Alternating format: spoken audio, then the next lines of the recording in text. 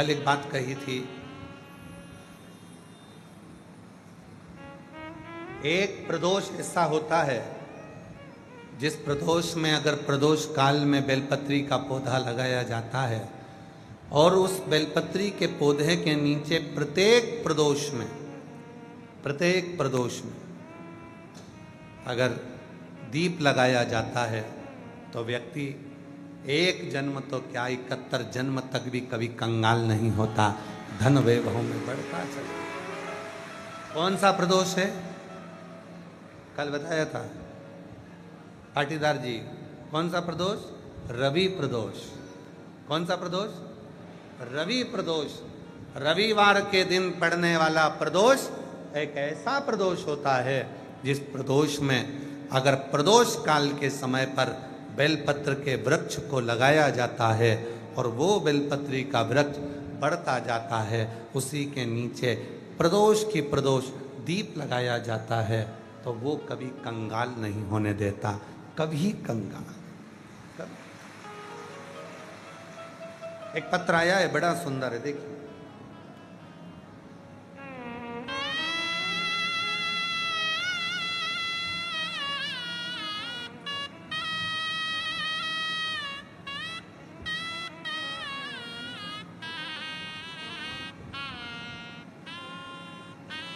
प्रदोष के दिन दीपक लगाने का और प्रदोष की पवित्र आनंदमय भक्ति करने का, कुबरेश्वर धाम पर बैठकर कथा श्रवण करने का, और कुबरेश्वर धाम से अगर ऑनलाइन कथा मिल रही है तो अपने अपने घरों पर बैठकर सुनने का क्या फल होता है वो इस पत्र में।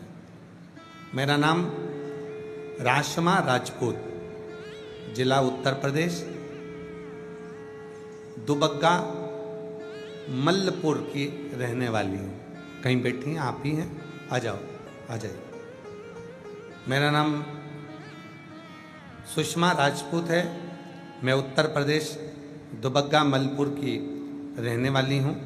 एक लोटे जल का क्या महत्व होता है अब हमको पता चला है। मेरे पति की किराए की दुकान में 10 साल से सरकारी ताला लगा था। 10 साल से सरकारी ताला लगा हुआ था, वजह से हम लोग बहुत परेशान थे। दुकान के बाहर मेरे पति नींबू अदरक बेचते थे। उसी दुकान के बाहर जो 10 साल से जिस पे सरकारी ताला लगा है, उसके बाहर मेरे पति नींबू अदरक बेचने लगे। हमारी परेशानियाँ इतनी बढ़ गई। उसी समय पर मेरी जेठानी हमको देखकर बोली कि तुम्हारी दशा बहुत खराब हो रही है, कैसे क्या होगा? एक काम करो, मैंने टीवी पर देखा है वो सियोर वाला बाबा कथा करता है, आस्था चैनल पर कथा आती है, बाबा की आस्था चैनल पर कथा आती है, सुना करो। फिर हमने कथा सुनना शुरू कर दिया। फिर आपके बताए हुए उपाय करने लगे और रोज मंदिर जाने लगे। सन 2023 में रुद्राक्ष महोत्सव में पहली बार आए और पहले दिन की कथा सुनी। फिर दूसरे दिन जब हमने रुद्राक्ष महोत्सव में पहले दिन की कथा सुनी, दूसरे दिन मेरे पति का फोन आ गया।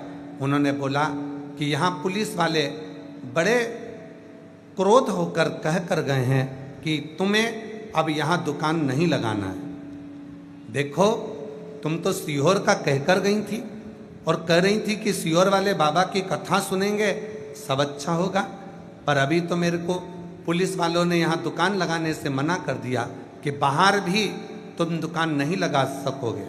मैंने बोला आप परेशान मत हो, मैं कथा सुन रही हूँ और यहाँ जितने लोग आए हैं कथा सुनने के लिए सब कहते हैं कि यहाँ से कोई खाली नहीं जाता। पुलिस वाले अगर मना कर रहे हैं कि दुकान मत लगाओ, तुम चिंता मत करो, तुम तो बाबा के भरोसे रहो, अपना ठेला रोज लेकर जाओ, मैं कथा पूरी सुनूंगी और मुझे मेरा बाप मेरी विदाई में कुछ ना कुछ जरूर देगा, मुझे भरोसा। गुरुजी बाबा से रोज यहाँ कथा सुनती, कंकर शंकर की पूजा करती, उनसे विनती करती कि सरकारी ताला हट जाए। यहाँ से 7 दिन की कथा सुनकर घर गए। अगले दिन दुकान से मेरे पति आए और उन्होंने बोला कि तुम्हारे बाबा ने सुन लिया, कोई रुपया नहीं लिया और बाबा ने सरकारी ताला खोल दिया। और सरकारी ताला खुला, आज बाबा की ऐसी कृपा हो गई, जिस दुकान की कामना किराए से लेते थे आज वो खुद की हो गई और बाबा की कृपा से सारा बाबा ने संभाल लिया। गुरुदेव, लाइसेंस दूसरे का था दुकान का, आज बाबा ने वो खुद का बना दिया। थोड़ा नहीं देता बाबा, जब भी देता है छप्पर फाड़ कर देता है। वो शिव, वो उखड़ी, वो शंभू है, वो त्रिकालदर्शी है, वो कैलाशी है, वो कैलाशी। विश्वास किसको कहते हैं? भरोसा किसको कहते हैं?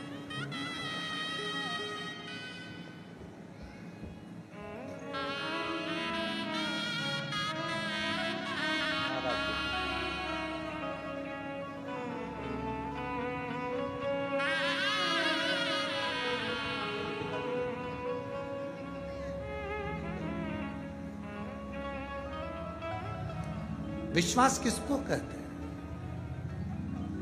उस बहन का भरोसा देखिएगा जो जिसके पति फोन कर कर कहते हैं अब तो कह दिया पुलिस वालों ने कि बाहर भी ठेला नहीं लगा सर, और वो कथा सुनकर कहती है कि मुझे भरोसा है मेरा पिता मुझे खाली नहीं भेजे। भरोसा इसी को कहते, विश्वास इसी को कहते।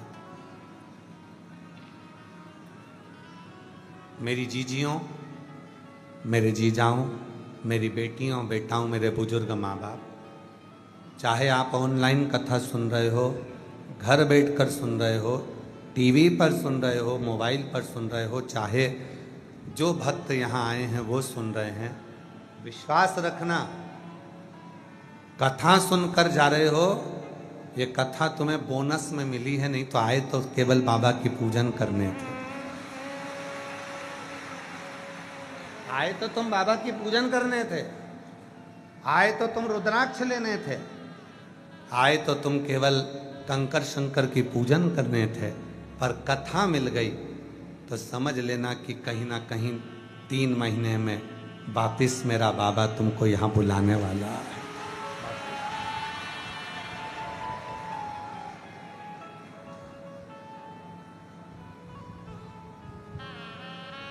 मेरा तू ही हमदर्द दे, जिसे हर दर्द कहता हूँ। मेरा तू ही तो हमदर्द है, जिसे हर दर्द कहता हूँ। दुनिया के आगे प्रभु चुपचाप में रहता हूँ। दुनिया के आगे प्रभु चुपचाप में रहता हूँ। मेरा तू ही तो हमदर्द है, जिसे हर दर्द कहता हूँ। मेरा तू ही तो हमदर्द है, जिसे हर दर्द कहता हूँ। एक विश्वास, एक भरोसा, एक दृढ़ता। जब हम पूर्ण भरोसे के साथ, विश्वास के साथ, दृढ़ता के साथ उस शिव से अपने मन का भाव करते हैं, प्रार्थना करते हैं, विनय करते हैं, निवेदन करते हैं, तो वो स्वीकार करता है, वो स्वीकार करता है। भरोसा शिव को प्रकट करता है।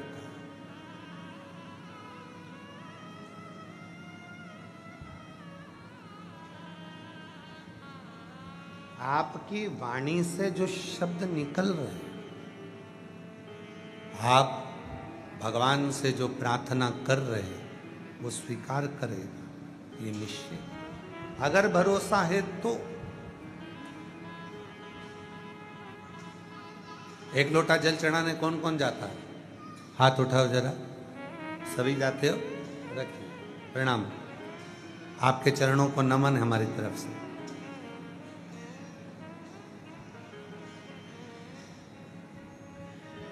आप जब एक लोटा जल चढ़ाने के लिए जाते हो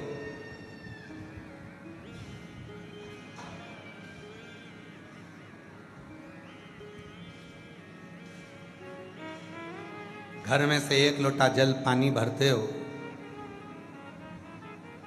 लोटा उठाते हो, लेकर जल भरा, शिवालय तक गए। ढेरों काम घर में पड़े हैं। सुबह का समय भोजन भी बनाना है, बच्चों को स्कूल भी भेजना है,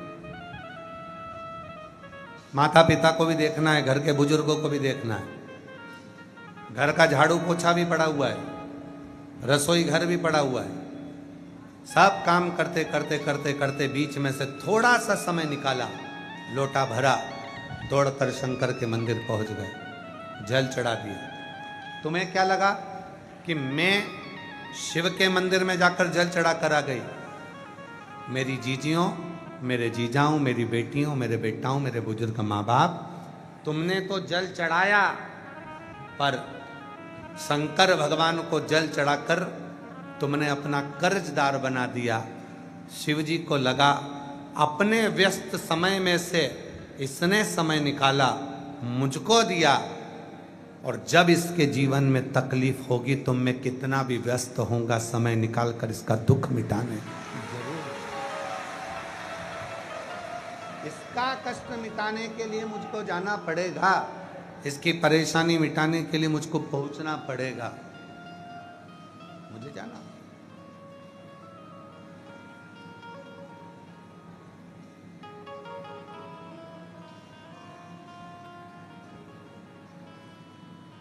एक राजा शिकार करने के लिए गया, उसके साथ में सैनिक भी था, मंत्री भी था, दोनों है। चलते चलते चलते चलते चलते चलते घने जंगल में राजा पहुंच गए।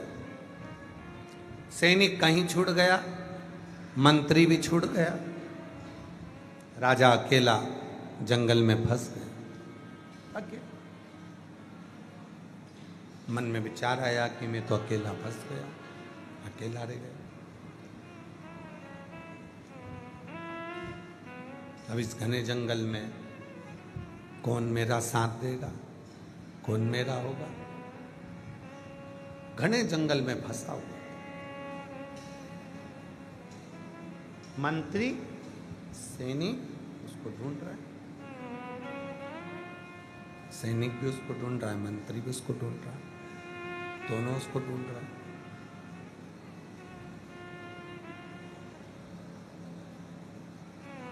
मंत्री भी उसको ढूंढ रहे हैं, सैनिक भी उसको ढूंढ रहे हैं। एक संत बैठा हुआ था, उसके दोनों नेत्र नहीं थे। संत के दोनों नेत्र नहीं है, बैठा था। सैनिक निकला वहां से, और सैनिक निकलकर तुरंत चिल्लाकर बोला, क्यों रे अंधे, किसी को देखा है तूने या किसी के शब्द सुने यहां से जाते हुए?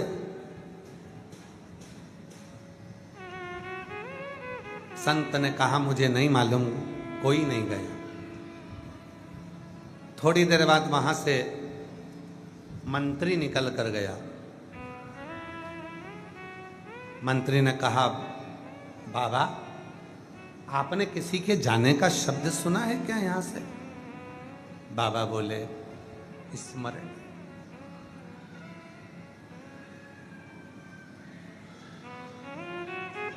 दोनों निकल गए। थोड़ी देर बाद वहां से राजा निकला, नीचे बैठा, चरणों में हाथ जोड़कर प्रार्थना करी, बाबा जी मैं नमन करता हूं आपके चरणों को।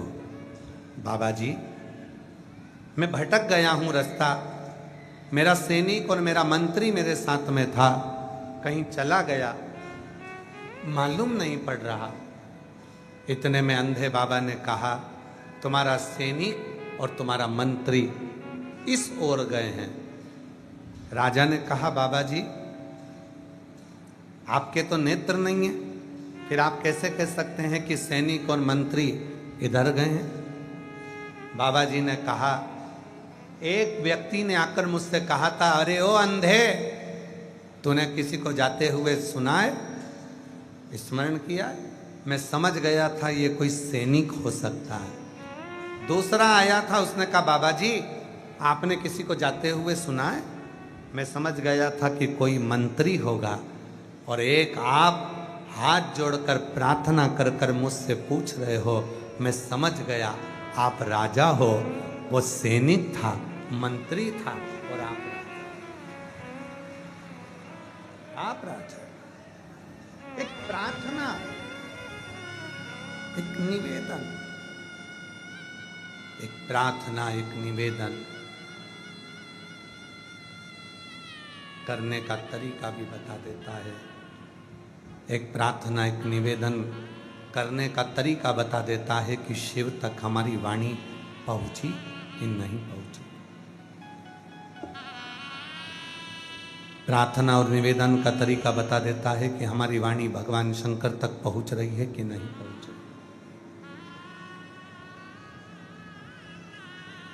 स्वतः स्वयं की स्तुति, स्वयं के द्वारा करी गई स्तुति भगवान शिव को स्वीकार है। स्वयं के द्वारा। जब षडानंद कार्तिकेय बाबा को रुष्ट होकर कार्तिकेय जी श्री सेलम के पर्वत पर जाने लगे, वहां पर मां वीणा वादनी मिली और वीणा वादनी ने कहा कि तुम स्तुति करने के लिए आए हो, मैं तुमको स्तुति दे देती हूं, मैं तुम्हें प्रार्थना करना बता देती हूं, मैं तुम्हें स्तुति बता देती हूं। षडानंद कार्तिकेय जी ने कहा वीणा वादनी से, मां अगर मेरे मन के भाव शुद्ध होंगे तो मुझे स्वयं महादेव दर्शन देने के लिए श्री सेलम के पर्वत पर जरूर आएंगे। भाव शुद्ध होंगे। संसार के कई लोग ऐसे हैं जो दिन भर स्तुतियां गाते हैं, दिन भर प्रार्थना करते हैं, तो भी भगवान कभी उनके लिए करुणा नहीं करते हैं, दर्शन नहीं देते।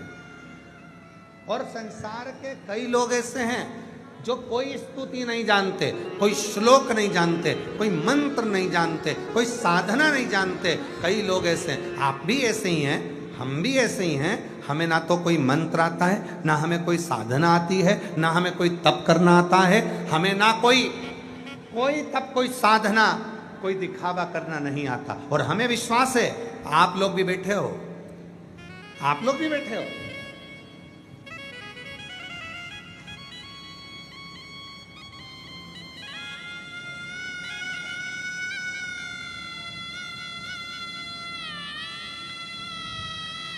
कोई दरी बिछी है यहाँ पे? जम के बोलो पीछे। बैठने के लिए कोई दरी बिछी है? आप लोगों के लिए कोई कारपेट बिछाया गया? जम के बोलो नहीं बिछाया गया। बिछाया है? नहीं। यहाँ कुछ बिछाया आप लोगों के लिए? नहीं।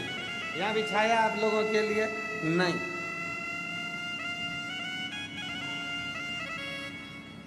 अपनी स्वयं की साधना।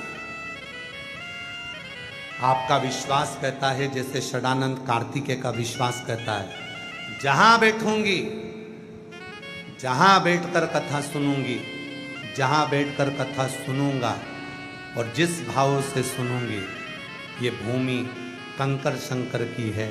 एक बारीक सा भी कंकर मेरे शरीर को लगेगा और जब मैं दिल से श्री शिवाय नमस्तुभ्यम 5 बार कहने के बाद अपने मन की कामना करूंगी, तो वो कंकर शंकर सुनेगा और मेरी कामना पूर्ण कर देगा। ये विश्वास आपके भीतर,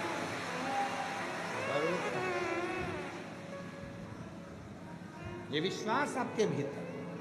षडानंद कार्तिकेय जी ने माता वीणा वादनी से कह दिया, नहीं नहीं मुझे मंत्र नहीं चाहिए, मुझे साधना करना नहीं आता, मैं तप नहीं करूंगा।